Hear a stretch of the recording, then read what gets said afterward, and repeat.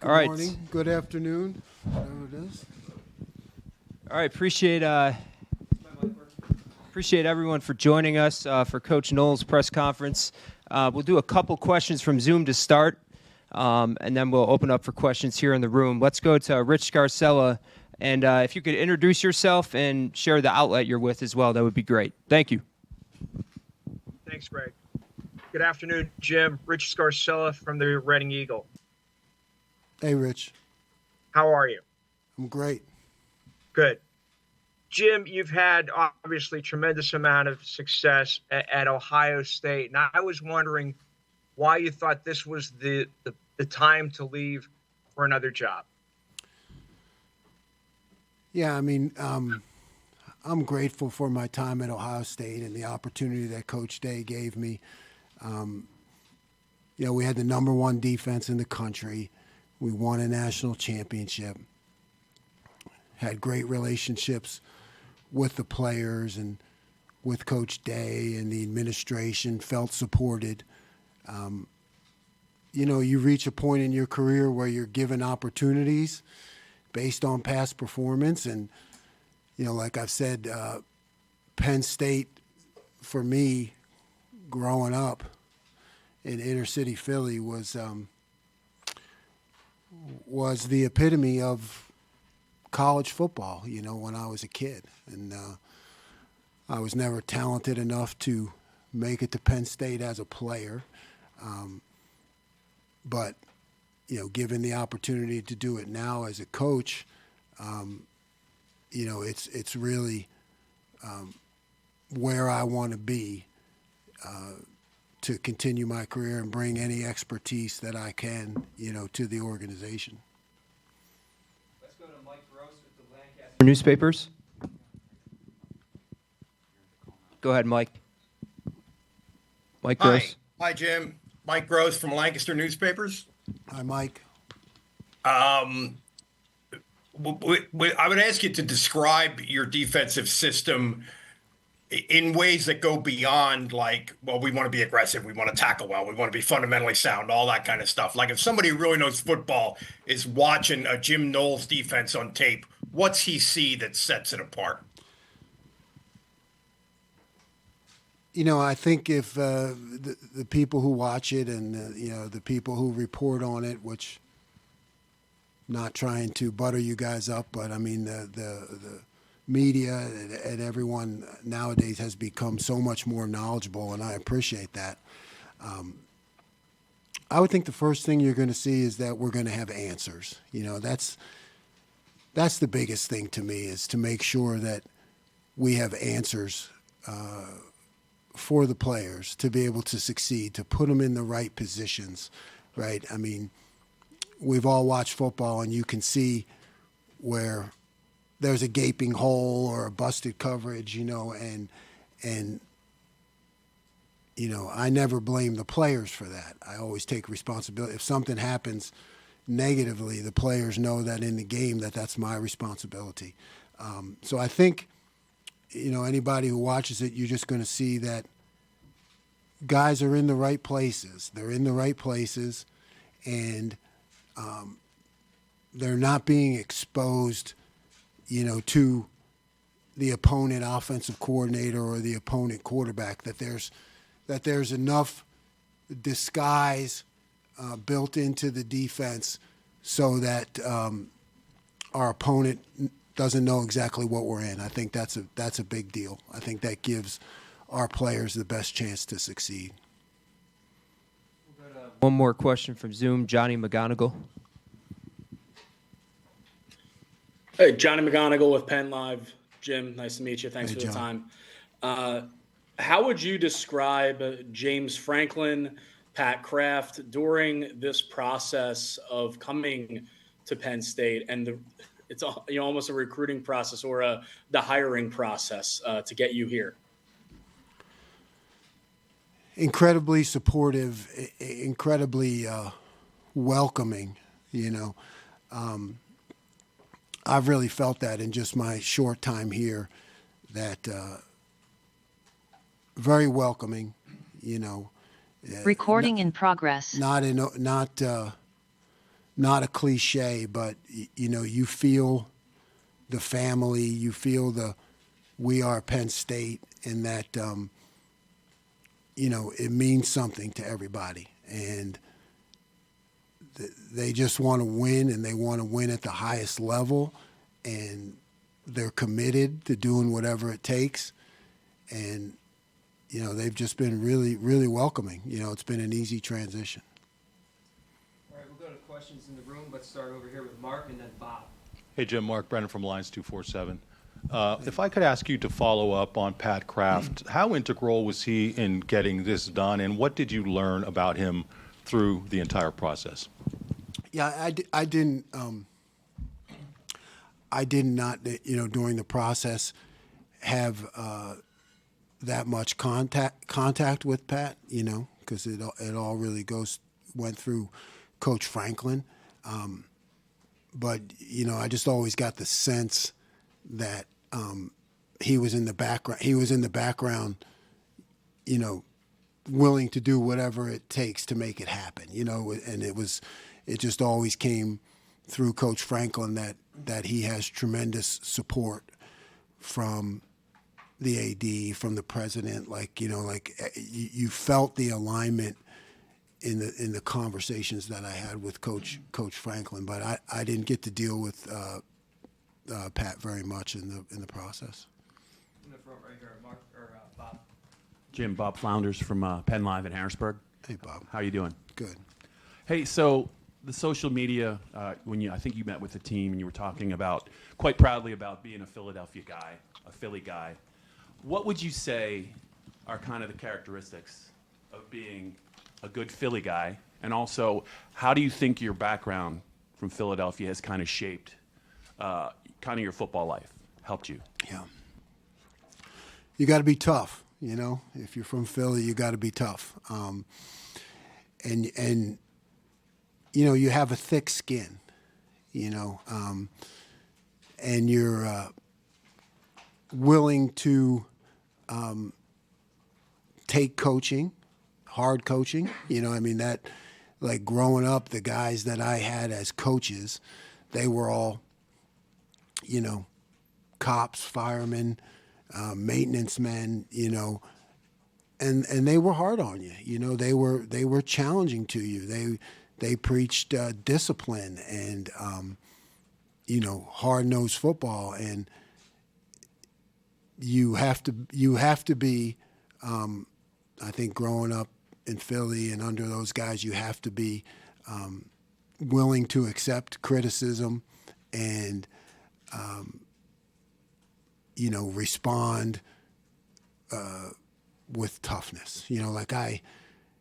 Even with the players, I'm always all for a guy that's gonna challenge, the coaching. Like, hey, I want to know why we're doing this, and what's the purpose, and kind of that back and forth that you get growing up there, where you're willing to speak your mind, and you accept it when you make a mistake, but you challenge it if you have a different opinion, and I think you learn not to take things personally. That's a bit.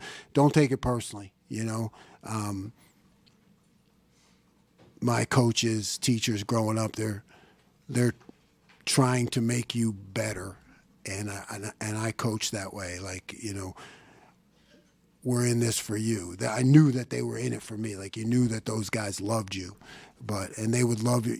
There was a mix of that, like tough love, and that's what I got growing up there. In the front, John. John Sauber, Senate Daily Times. How you doing, Jim? Hey. I spoke to Clayton Carlin, who called you a connector and emphasized how much effort you put into connections with players. Why is that so important in your coaching? Oh, the players, they have to trust you. They have to know that you care about all their personal situations, and they have to trust that you have their best interest in heart, and you build that, right? That doesn't come right away. And you can't do it all the time by just being their friend all the time. There are times where you have to be the one who's pushing the discipline and holding them accountable. But then once they know that you're accountable, those situations that come up where I make a mistake, or something happens within the defense that's not their fault. I think it's important. It's always been with me, with the players, with accepting responsibility. Like once they see that you're not going to point the finger at them, that you're going to say, hey, that was my fault. I didn't train you correctly again, or they ran a play that we weren't prepared for, or a formation, and I didn't have you ready for that. I think that builds a lot of credibility and a lot of trust. Then, when times get tough, they know that you're going to fix things and you're going to put them in the right positions. You're not just going to say, well, you got to win, you got beat. I don't do that. I want to make sure that they know that I'm going to give them every chance to succeed, and they trust that. In the front, Audrey. Hi, Jim. Audrey Snyder with The Athletic. Throughout the interview process, what was James's maybe pitch to you on this job, on this position, and what familiarity, if at all, what kind of relationship did you have with him prior to taking this job? Yeah, we knew each other. I had tremendous respect for what he's accomplished here and throughout his career. I think coming from Coach Franklin, and it wasn't really a pitch, but it was something we could openly discuss, is that he has built a culture here that has really emphasized defense. I think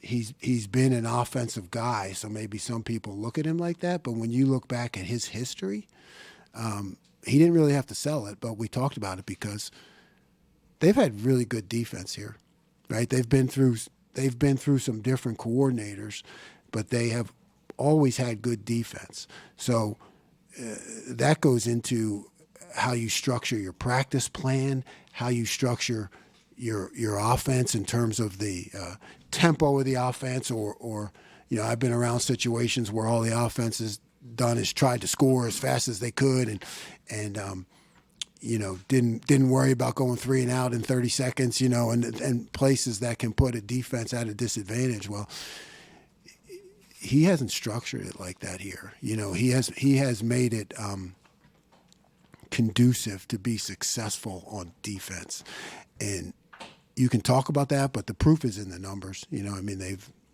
Like I said, they've had some various coordinators here recently, and guess what? The defense has still always been pretty good. Front left, Neil. Hey, Jim. I'm Neil Riddell from the Altoona Mirror, and I'm one of the nitwits. What's that mean? That's a compliment. Welcome to State College. I'm just wondering, do you have head coaching aspirations? And the second part is, are you typically coach from the press box, and have they told you where that'll be? Like where the press box is? Is that what you're saying? Yeah. No, I have one aspiration. I'm at that point in my career where you focus solely on the job at hand, and my aspiration is to help Penn State win the national championship and be the number one defense in the country, and that's really all I'm focused on. And that's not just talk. That's the truth. I don't have any aspirations beyond that. I've gone back and forth, but most recently I'd say I spend most of my time in the press box, and that allows me to get the best vision on the action, and with the iPads now and the communication directly to the players, in the helmet, I can still be very connected, and there's a lot more time to think up there. I've worked hard, I guess, on being emotional and challenging in practice, and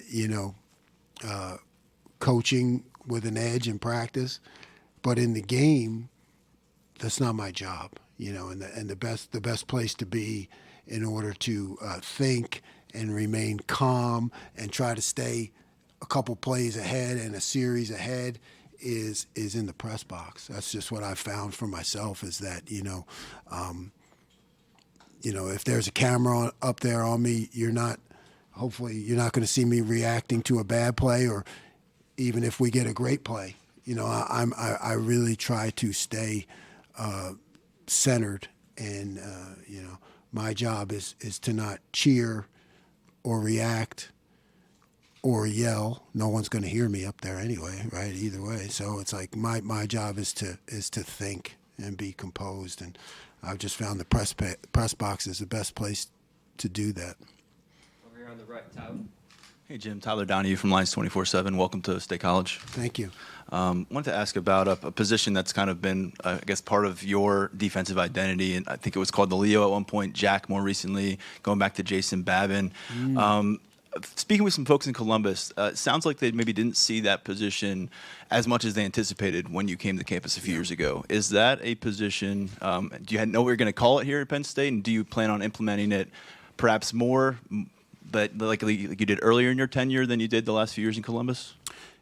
Yeah, that remains to be seen. I mean, we're going to have to dive into, who the players are and what they do well. I made that decision. We experimented with it a little bit early on when I first got to Ohio State, because it was huge for me at Oklahoma State, because we had those kind of players who really fit it, and it was fairly big at Duke also, and going back to way back to Western Michigan when I first started it. But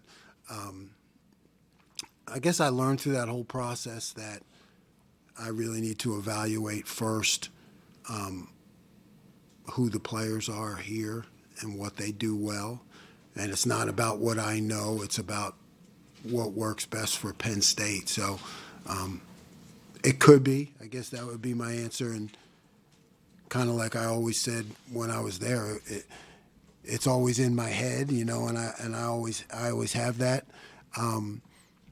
as an answer, but we got to figure out if it fits first here. Jim, would you mind just telling us the traits that go into that position? Sure, that's a guy who is who can mix it up, both physically but mentally too. Like a guy who I can talk to one-on-one, and I can say, okay, if you see this, do that. If they line up like this, you go over here. It's that guy who is really like an eraser. Who I can put in different places based on the game plan. I think it's a great package. Particularly if you're undersized, or like I always tell high school coaches, I would run, because you could go and find somebody in the hallway who's not a he's not a DB, he's not a linebacker, he's not a D lineman, but he's just a hell of a football player. It's for those kind of guys who you don't know exactly where they don't fit the standard of any particular position, but they're just guys who are great football players. We all have been around those kind of guys, and you can direct them to do what you want. So it's fun. But we have to see if it fits best here. Front left, Greg. Coach Greg Pickle from Blue White Illustrated. To play off of that, what will the next month look like for you in terms of how long it'll take to evaluate everything and then put your plan together for spring practice, while also getting to know the remaining defensive coaches that are here? Yeah. First of all, shout out to those assistants with Dion and Dex and Terry and Dan, and they've done a great job, because when you can have defense that's upper tier and go through a couple coordinators, that means that the assistants are doing a hell of a job. So shout out to those guys. It's the next month, right? It's literally sitting down step by step. And I'm going to do it differently here than I've probably done it anywhere, in that we're now looking at the things that were done here in the past. I'm learning that, right, because there has been success. So I don't want to come in and just say, this is what I'm going to do. It's not going to be like that here. Coach Franklin's built a great defensive culture. They've had excellent defense here. So I'm going to look at it step by step to see, what we can retain, and then start to teach the guys, hey, this is how I did this and that, and watch some of my past film. But we are definitely going to go through a process of meshing the two of them, and that's really it's kind of an excruciating process. That's what football. That's what I love to do. You sit there and tell me why he's doing that. Tell me why he's doing this. How did you guys do this? This is how I did it. And but we're going to mesh the two for sure, because we need to be. I need to be fair to the culture that Coach Franklin's already developed, to the assistants, to the players, right? I mean, if you come into the players and say, hey, we're going to keep this, we can call this the same as you guys called it. This is how I did it, but we want as much carryover as possible, so that the transition is as quick as possible. Back right, T. Frank. How you doing, Jim? T. Frank Carr, Blue White Illustrated. Kind of going off of that, watching your defense, and you mentioned disguise earlier. It seems like there's not really a beat on what you do from a coverage perspective in terms of lots of different coverages. And Are you saying that just to be, man, that's good. Yeah, maybe I'm buttering you up, but I'm genuinely curious about, from that perspective, the mental workload on the secondary and the need to know so many different things. Going into what you just talked about of integrating, how important is it to have that balance to you from a philosophical standpoint to be able to do a little bit of everything? Yeah, we're already talking about that. Like, I want to be able to do it all. But we're going to go at the pace of the players, right? I mean, always work with the assistants closely on that. Like, hey, I want A to Z, and I want it in by the time spring ball starts. That's not going to happen, And then, the assistants, though, we had that talk today. Hey, you tell me if I start to put in too much that we need to dial back, So you need to get A right, then you go to B, then you need to go A, B, then you go to C, then you go A, B, C. It's just so we got to go at the pace of the players, not at my pace, because I'm not the one making the plays out there. Second row, left, Mike. Very good. Very good, Jim. Mike Corman, StateCollege.com. Given your last couple years at Ohio State and your success against Penn State's offense, how much is X's and O's versus Jimmy's and Joe's? And then at what point and how do you share that, what you've learned with Andy about Penn State's offense? Yeah, Andy's been great. I mean, I've always had great respect for him, and he and I are talking already and exchanging ideas, and we'll continue that. The best way to make our team better, and you feel that here at Penn State that we are a team. So yeah, we're talking, and we'll talk even more. Jimmy's and Joe's versus X's and O's. I can tell you're an old timer. I haven't heard that one in a while, but I mean that's what people say, right? And to me, it's just a constant balance. You are. I don't ever believe that you can just line guys up and be simple and just say, well, we're just gonna out athlete you. I think that doesn't give your players the best chance for success. But it is a balance, right? It is a balance with how can I do enough that keeps the opponent off balance while also not hindering the athletic ability of the guys to play fast and make plays. So those are the things that keep me up at night. Is like how much can I do before I lock a guy up into thinking too much. And if they're thinking too much, then I haven't done a good job. But we'll just take it step by step. Back right, Andrew. Coach, up here on the podium, Andrew Clay, WTAJ and Nittany Nation. You mentioned about growing up in Philadelphia and Penn State was the gold standard. I'm curious, did you come to games? Did you grow up really watching Penn State? Did you have any really relationship with the university as a kid growing up in Philly? I had zero relationship, I tell my kids all the time I was a gutter snipe, running around the streets of Philly. But no, so any relationship I had was just all in my mind, kind of a dream. No, I said it earlier. I don't want to repeat myself, but it's the truth.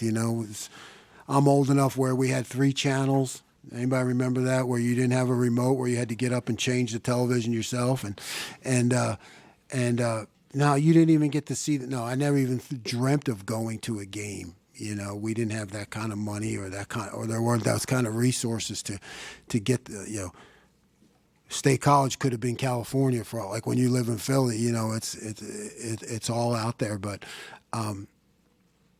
yeah, I would watch those Sunday morning programs with Coach Paterno's brother, I think it was, right? He used to do those Sunday morning programs, and due to time constraints, we moved to further action in the third quarter. And but I had these coaches, who loved Penn State, and they would come right from work. So what would they do? They'd roll their pants up, The way Coach Paterno, they'd roll their pants up and come right from work. So, I knew the term linebacker U because of them. There wasn't so it was always more of just a dream than it was anything that I could have a real relationship with. Got time for 2 more in the back left, Daniel. Jim, Daniel Gown, Mines 24/7, right here. Oh, there you are. You mentioned the assistants on staff a little bit ago. What does that do for you to come into a new place where there already is an infrastructure in place and guys who have been around for a while? How does that affect your process, I guess, of installing this defense? Yeah, it makes my life a lot easier. Veteran coaches who have been successful, but are also really low ego guys. And I've talked to all of them, and it comes through like, hey, we just want what's best for Penn State, and we want what's best for our players, and and that allows for a free exchange of ideas, where everybody's free to say what they want and what worked and what didn't, and what could make us better. But it makes the whole process a lot easier working with these guys that Coach Franklin has here, and how much they love the school and they love the program, and they just want to do what's best. Last question in the back there, Mark. Hi, Jim. Excuse me. My name is Mark Wogenrich from Penn State on SI. I wanted to follow up on your answer about Philadelphia and Penn State and linebacker U and rolling up the pants, that sort of thing. Why is it important for you now to be here to help this Penn State team win a national championship? I see it as, so close, right? I think I can help. I think I can be of service. These things, once you get past, maybe being young and thinking you're going to be the head coach of the Green Bay Packers, as you move forward in your career, you really start thinking about how can I be of service? Where can I add to a great team and be a part of a great team? And this is the place, because everything here is so close to winning it all, and I'm hopeful that I can help get it there. All right. Thank you very much, Coach. Thank you.